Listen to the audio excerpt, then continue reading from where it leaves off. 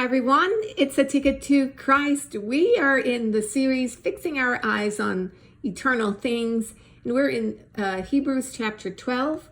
Wherefore, seeing we also are compassed about with so great a cloud of witnesses, let us lay aside every weight and the sin which doth so easily beset us, and let us run with patience the race that is set before us, looking unto Jesus, the author and finisher of our faith, who for the joy that was set before him endured the cross, despising the shame, and is set down at the right hand of the throne of God.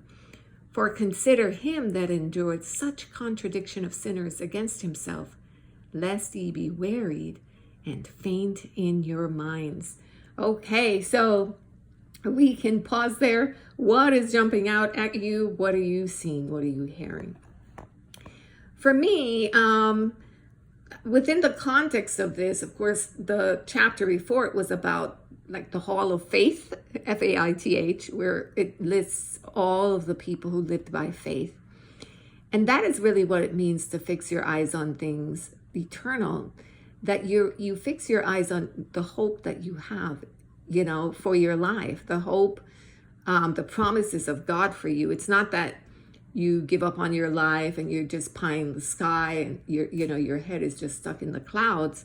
That's not what it means. It means to view your life through the lens of eternity.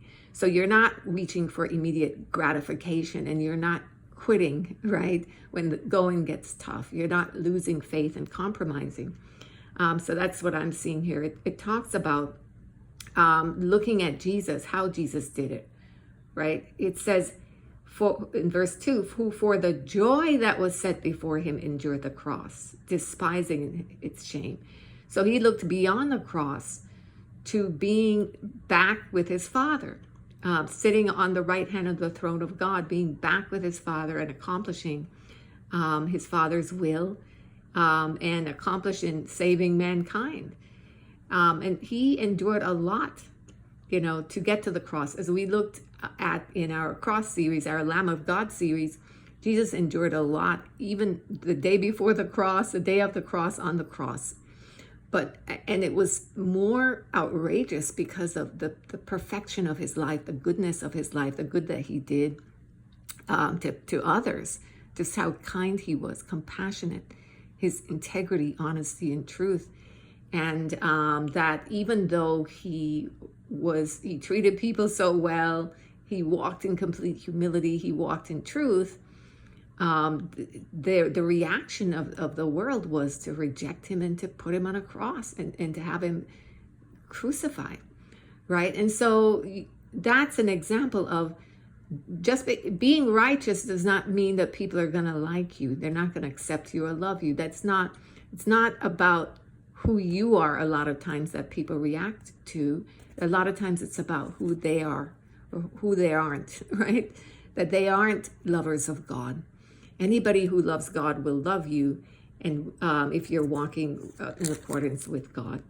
And so what I get from this is just making sure that we remember the Lord when we're walking out our walk, especially when we're going through challenges, so that we don't lose hope, so that we don't lose faith, and really making sure that we're allowing ourselves to grow, to mature in the faith.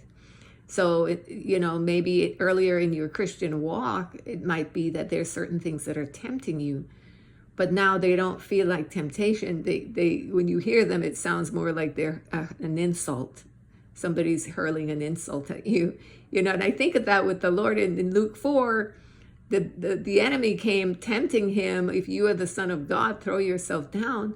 But by the cross, it just sounded like an insult being hurled at him when, they were saying, you who call yourself the Son of God, come down from the cross, right? And so when we have a big growth in our understanding, in our journey, maybe a different season, some things can just, have no impact whatsoever when we are immersed in reaching the will of God. And so I think that is one of the things that I think of as well. And I think of the Lord just seeing just that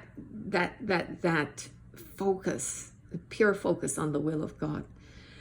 So, beloved, that is it from me with this one. I hope that you're getting your own insights as you study this, as you, pull this apart and chew on it somewhat, and just think of others, maybe in Hebrews 11 that you can read to give you, a stronger focus on what faith looks like. So we'll pick it up again tomorrow. Hope you have a great day. Take care.